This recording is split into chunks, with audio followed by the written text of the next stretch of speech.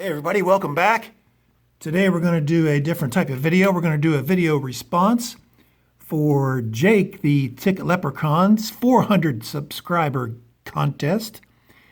And you may have seen his video. If not, I'll put a link down to the 400 subscriber video down below, and also put a link to his page so you can do a one-click subscription if you haven't already done so. Check his page out. He does a great job with his videos. He is a huge autograph collector. He wants to get an autograph of every Major League Baseball Hall of Famer, including those folks who have been deceased for decades. And he's got a great collection. And he keeps it in his kind of his little card closet that he made with the help of his father, which is also worth a look just to see that.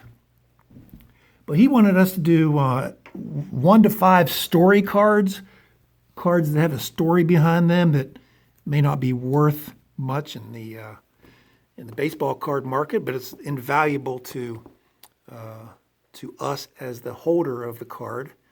So I wanted to tell at least 2 today and get right into it. So the first one is a card of Mr. Seth McClung. He was a kind of a local kid that made good.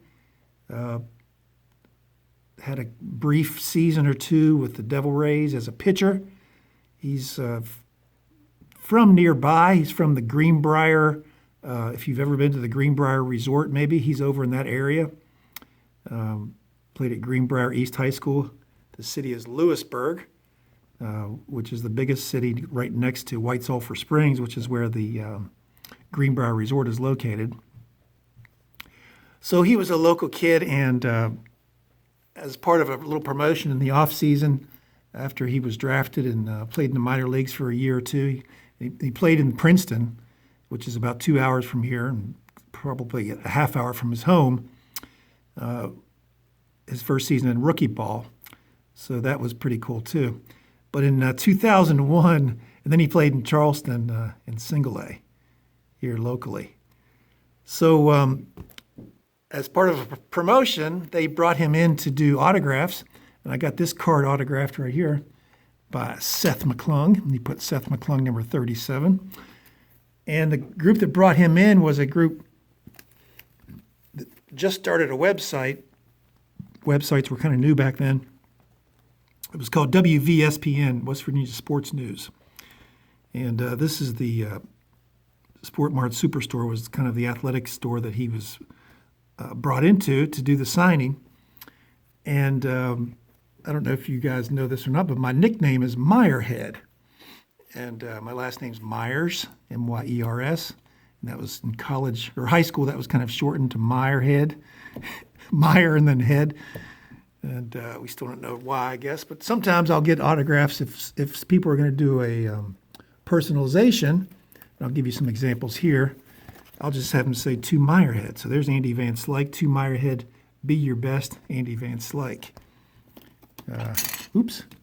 Seth took a tumble. And Steve Blass, to Meyerhead, all the best, Steve Blass on 8x10. Even the Hall of Famers, Bart Starr, to Meyerhead, a great fan, best wishes, Bart Starr. And then we worked a camp in Florida with former Major Leaguer Jim Morrison, not the rock and roll singer, this guy right here, Jim Morrison, used to play for the Pirates and White Sox.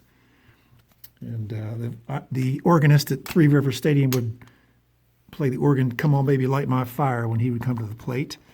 But anyway, he put, God bless Meyerhead, because he couldn't really believe that people called me Meyerhead. So some people have trouble with it. So when I asked Seth to put go to Meyerhead on his photo, he put to Eyerhead, E-Y-E, Eyerhead. So I thought that was pretty cool. It was different. I'd tell it, and maybe I'd tell a story about it someday. And here we sit, 20 years later, and I'm telling the story. So it came to pass. But anyway, the promoter, the guy that ran the WVSPN website, was upset by that because I was one of the sponsors that actually paid for the appearance. And he said, no, you got to make it right. So I said, no, that's okay. And he actually did put another one, to Meyerhead. So he got it right the second time. Jim Morrison still doesn't know. He's to Meyerhead? So at least he didn't put Ironhead. All right. Let's get things straightened out here. To Ironhead, to Meyerhead and Ironhead. All right, number 2 story card, I guess, is Frankie Gustine. He was an infielder for 12 seasons from 1939 to 1950, almost all of which for the Pittsburgh Pirates. This is an authentic cut signature on Leaf 2012, cut signature edition. And as you see there, history of baseball, Frank Gustine, 3-time All-Star, passed away in 1991. So he was a pretty good player, 3-time All-Star, as you see, and then he ended up battling some injuries and retired at the age of 30. But he was very popular, and at that time he retired in 1950. So in 1952, he opened a restaurant bar called Frankie Gustine's. What else? And it was right there on Pitt's campus, very popular with Pitt students, and then folks attending games at nearby Forbes Field, where Frankie Gustine played his home games with the Pirates. Forbes Field was basically right in the heart of University of Pittsburgh's campus, and home to the Pirates in the summer, and then the Steelers would also play there in the fall and winter. And that the Gustines was loaded with sports memorabilia, and Frankie Gustine was always there. And then so that brought in the Pirates of that era, and the Steelers. They would stop there after practices and games and have lunch and dinner. It was very approachable to the fans and so forth. And of course, it wasn't difficult to get Frankie Gustine's autograph because he was always there. But so they had all that memorabilia there, including lockers from Forbes Field. And it was hailed as a major league atmosphere with minor league prices.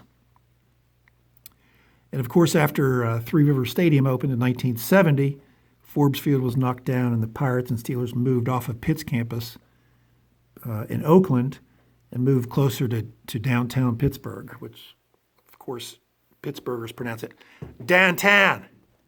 You going downtown? So by the time I got there in fall of 92, of course, he passed away in 1991. I got there in the fall of 92 to start school there.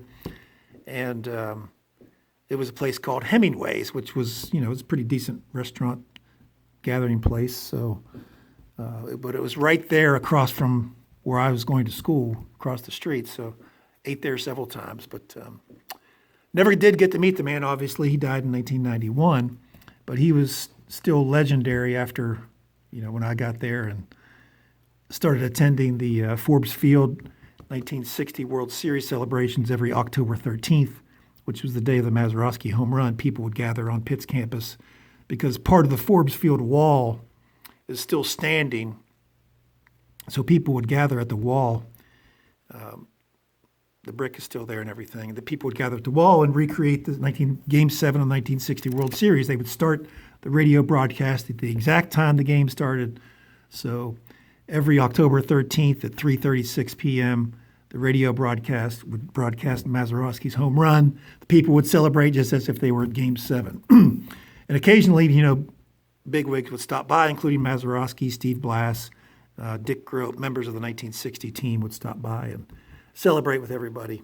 There'd be, a couple hundred people there gathering at the wall every October 13th. But anyway, that's the story of Frankie Gustine. So after I heard the legend and everything, I just had to get an autograph of Mr. Gustine and ended up buying that one on eBay. And then that'll go along with my great Seth McClung story. So that's it. Thanks for congratulations on 400 subs.